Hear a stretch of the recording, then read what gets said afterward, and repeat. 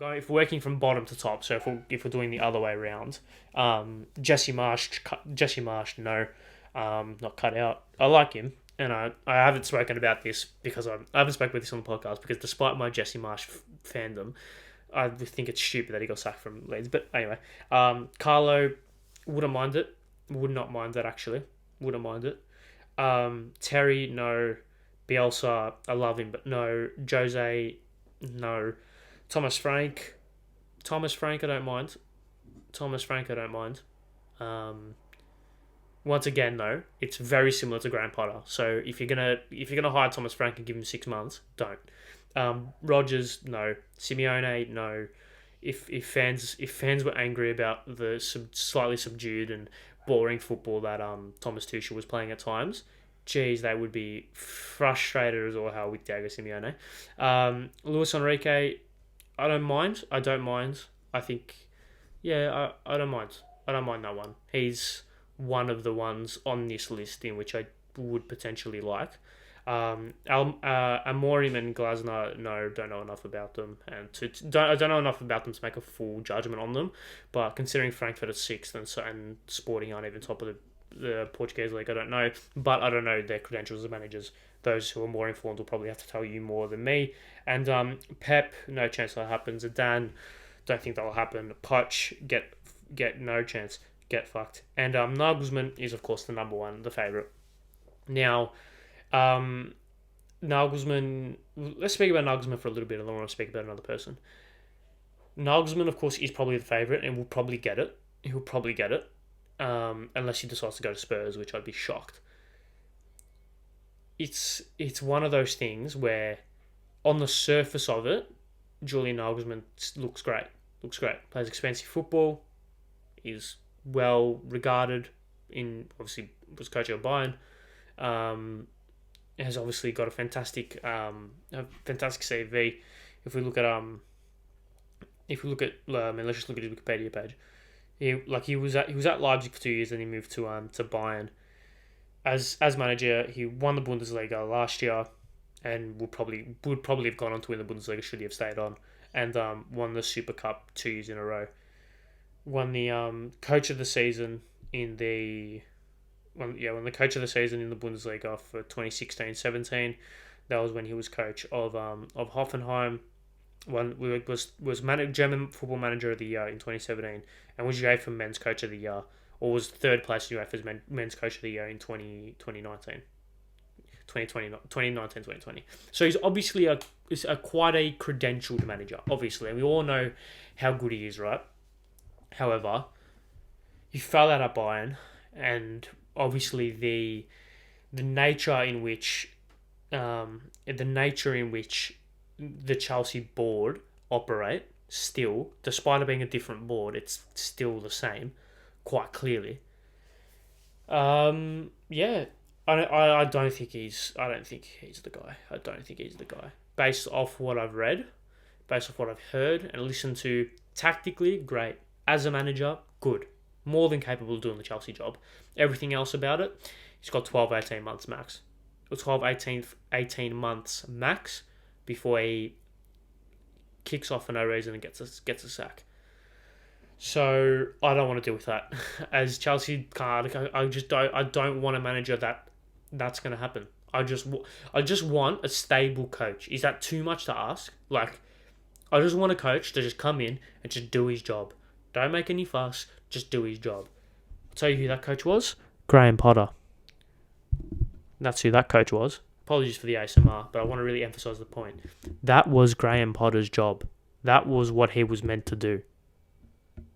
He was the perfect manager to just no fuss, no kicking up a storm in the media or to the board. He just goes in and does his job, because Chelsea haven't had a manager that has done their job in about 10 years. Right? Let's rifle through the Chelsea managers in the last decade. So we're talking 2013. So it would have been just after Carlo No, no, it would have been just after Rafa. So yeah, that's it. Hire Liverpool icon Rafa Benitez for Chelsea as a Chelsea manager. No worries. That obviously wasn't going to work. Jose did his job. Jose won the league, but then also fell out of love with the board and obviously lost the dressing room. So he didn't do his job. He kicked up a shitstorm. Gone. Conte won the league, but then also the same thing happened. Gone. Sarri won the Europa League, but the same thing happened. Lost the dressing room. Gone.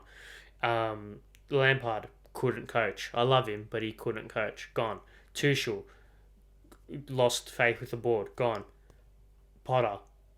What was Potter doing? Like I said, Lampard couldn't coach because Lampard had 18 months of it. He had 18 months of it, right?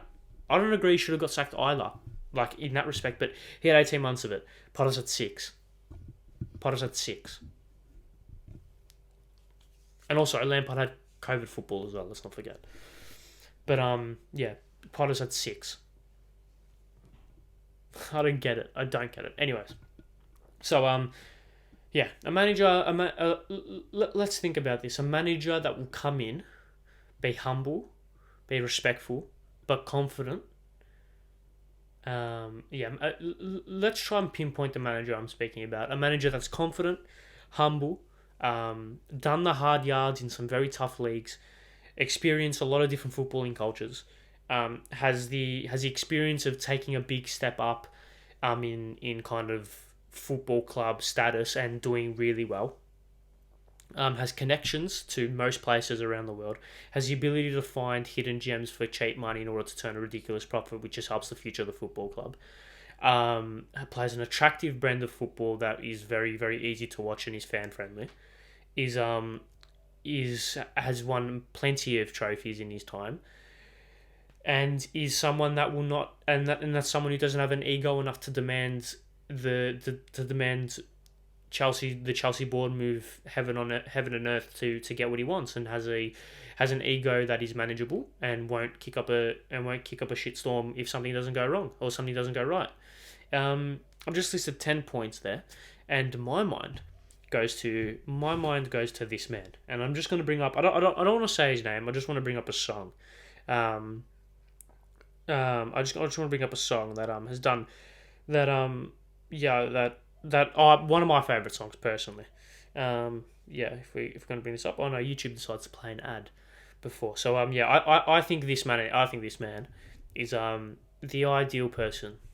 I would say ideal, but one of the Chelsea, or one of the potential candidates for the Chelsea job that I would love more than anyone else. Wait for it. Ange Postecoglou, I want your whole love and emotion endlessly. Here we go. We can't get over you.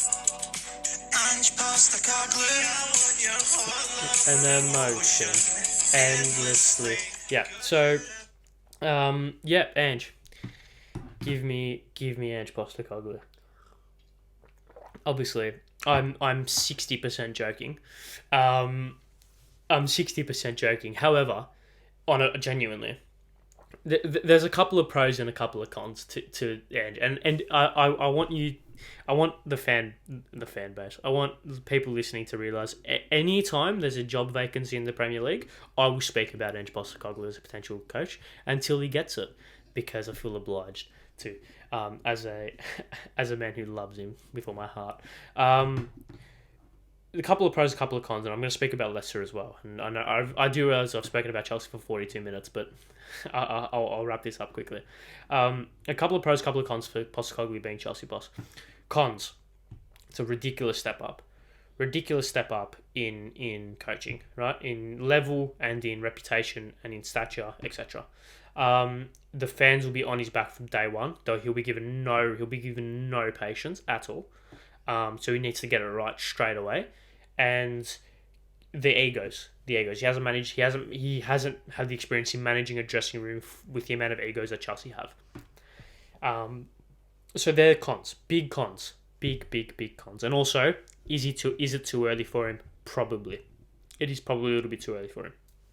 However, pros. And those like 10 points that I made before I was being facetious, but genuinely as well. He's an extremely confident person. At least that's what he comes across as, an extremely confident person that backs his abilities, right? Which is important. Which is important.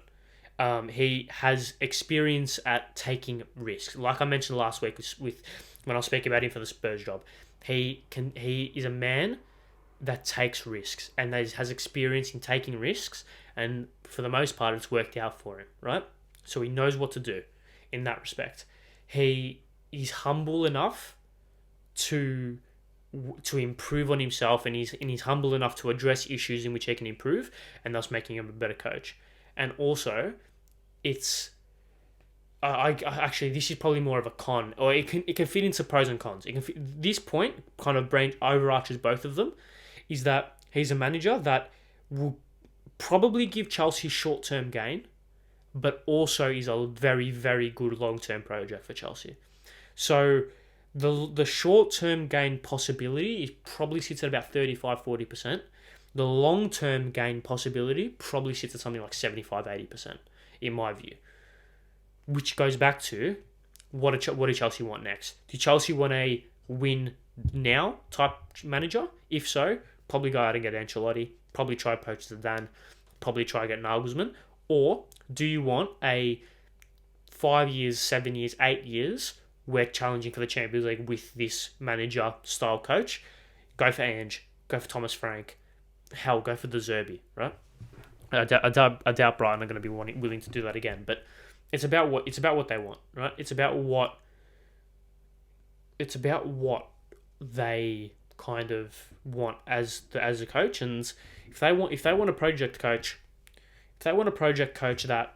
that kind of concedes Chelsea to being a non-title contender for about 3 years, in the hopes of the next 10 after that being sustained good football and a good level where they will challenge for leagues and Champions League and FA Cups, etc.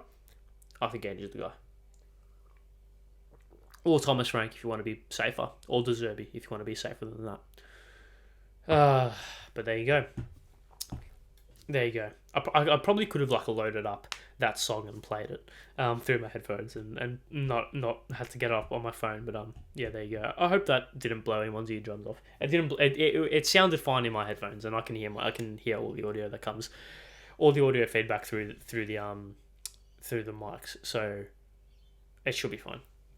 Anyways, let's move on. 45 minutes.